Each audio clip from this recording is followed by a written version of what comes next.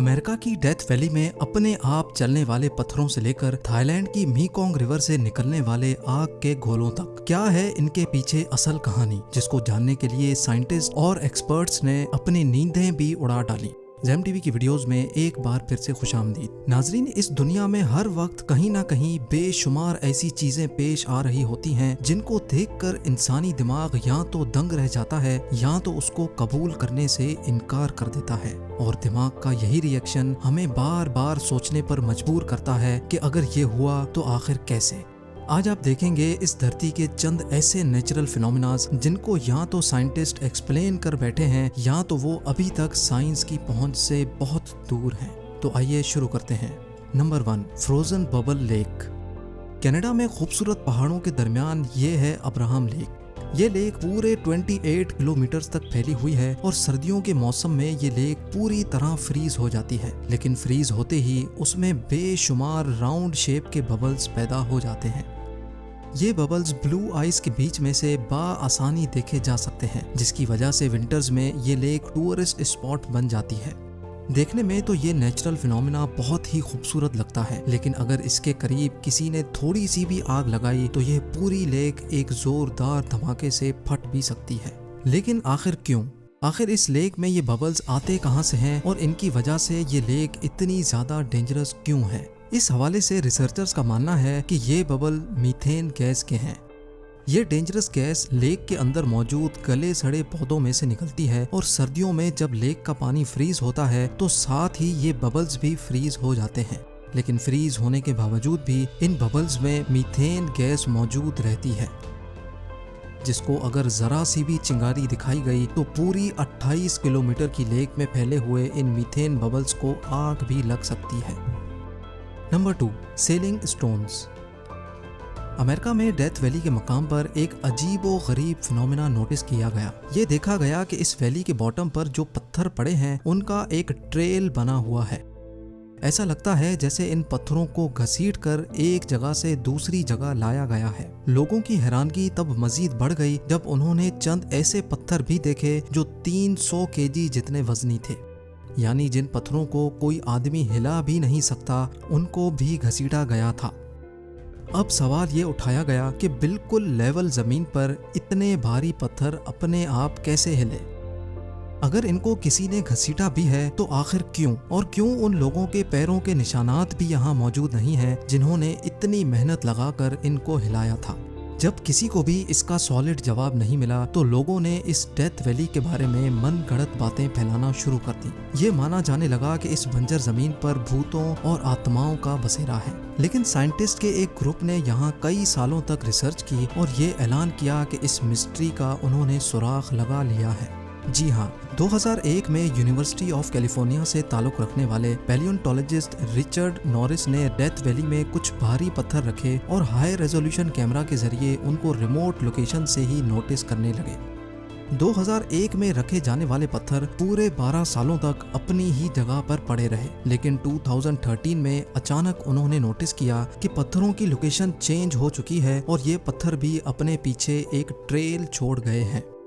Richard Norris ने बताया कि इस मिस्टीरियस फिनोमिना की वजह बारिश है, और ख़ास तौर पर वो बारिश जो सर्दियों में पड़ती है।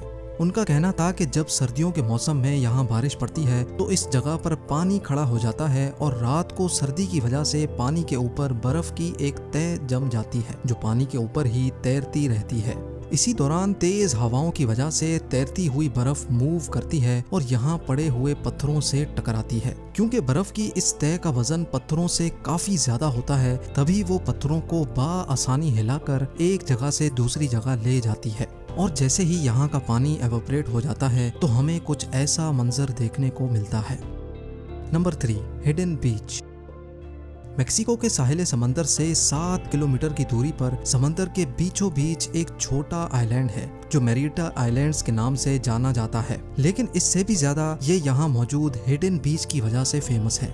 जहाँ नॉर्मल बीचेस पर दूर दूर तक सिर्फ पानी ही पानी नजर आता है, वहीं इस हिडन बीच पर ऐसा कुछ नहीं है, क्योंकि ये बीच जमीन के अंदर एक सुराख में बना हुआ है जो चारों तरफ आइलैंड की ग्रीनरी में छुपा हुआ है। नॉर्मल बीचेस की तरह इस बीच में पानी की वेव्स भी बनती हैं और यहाँ बीच सैंड भी मौजूद है। लेकिन सवाल ये उठता है कि इस वीरान आइलैंड पर ये खूबसूरत बीच आखिर बना कैसे। हुआ कुछ यूं था कि 1900s में मैक्सिकन आर्मी बॉम्ब ब्लास्ट की टेस्टिंग इर्द गिर्द के आइलैंड्स पर करती थी। एक बॉम्ब ब्लास्ट की टेस्टिंग इस आइलैंड पर भी की गई, जिसकी वजह से यहाँ जमीन में सुराख बन गया। लेकिन ये सुराख अंदर ही अंदर समंदर से जा मिला और इसमें पानी भर गया। क्योंकि ये जगह सी लेवल से काफी ऊपर थी, इसी वजह से पानी सिर्फ यहीं तक ही भर सका। नंबर 4, नागा फायरबॉल्स। थाईलैंड से गुजरने वाली मीकोंग रिवर दुनिया की 12वीं लंबी तरीन लेक है। 4900 किलोमीटर लंबी ये river China, Myanmar, Laos, Thailand और वियतनाम तक फैली हुई है। लेकिन रिवर का वो हिस्सा जो थाईलैंड की डिस्ट्रिक्ट फोन फिसाई से गुजरता है, उसमें हर साल कुछ ऐसा मंजर देखा जाता है जिस पर यकीन करना मुश्किल है।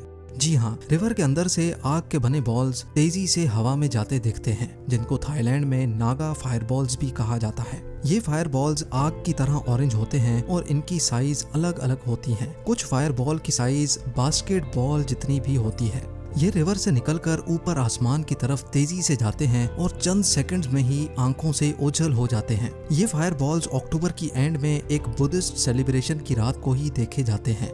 यहाँ लोगों का मानना है कि इस रिवर में एक बहुत बड़ा द्यो है जो अपने मुंह से इस सेलिब्रेशन वाले दिन आग के बॉल्स आसमान की तरफ फेंकता है। लेकिन हमेशा की तरह साइंस इस बात को नहीं मानती, क्योंकि ये फायरबॉल्स हर साल बिला नागा देखे जाते हैं। इसी वजह से कई माहिर साइंसदान नागा फायरबॉल्स के पीछे छुपे राज का पर्दाफाश करने के लिए मैदान में उतर आए। किसी साइंटिस्ट ने बोला कि ये रिवर से निकलने वाली फॉस्फीन गैस का नतीजा है, तो कई प्लाज्मा फिजिक्स बीच में ले आए। लेकिन आखिर में सब एक ही बात सोचकर चुप हो जाते कि अगर ये गैस है भी तो साल में सिर्फ उसी दिन क्यों निकलती है जिस दिन बुद्धिस्ट फेस्टिवल होता है।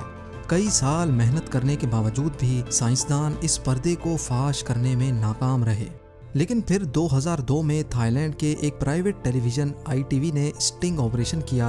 इस स्टिंग ऑपरेशन में हिस्सा लेने वाली टीम ने चुपके से एक बोट हायर की और मीकोंग रिवर की दूसरी साइड पर जाकर खड़े हो गए। उन्होंने क्या देखा कि रिवर की दूसरी साइड पर से कुछ लोग फ्लेयर गन से ट्रेसर राउंड्स फायर कर रहे हैं, क्योंकि रिवर की एक साइड पर थाईलैंड है जहां पर फेस्टिवल का शोर होता है और रिवर की दूसरी साइड पर दूसरा देश है। इसी वजह से टीवी चैनल की डॉक्यूमेंट्री ने अंदाजा लगाया कि शोर शराबे की वजह से गन शॉट्स की आवाज आना पॉसिबल नहीं है। लेकिन टीवी चैनल की डॉक्यूमेंट्री को भी काफी लोगों ने मानने से इनकार कर दिया और रिवर के बीच से निकलने वाले फायरबॉल्स की मिस्ट्री अभी तक प्रॉपर तरीके से सॉल्व ना हो सकी। उम्मीद है ज़ेम टीवी की ये वीडियो भी आप लोग भरपूर लाइक और शेयर करेंगे। आप लोगों के प्यार भरे कमेंट्स का बेहद शुक्रिया। मिलते हैं अगली शानदार वीडियो में।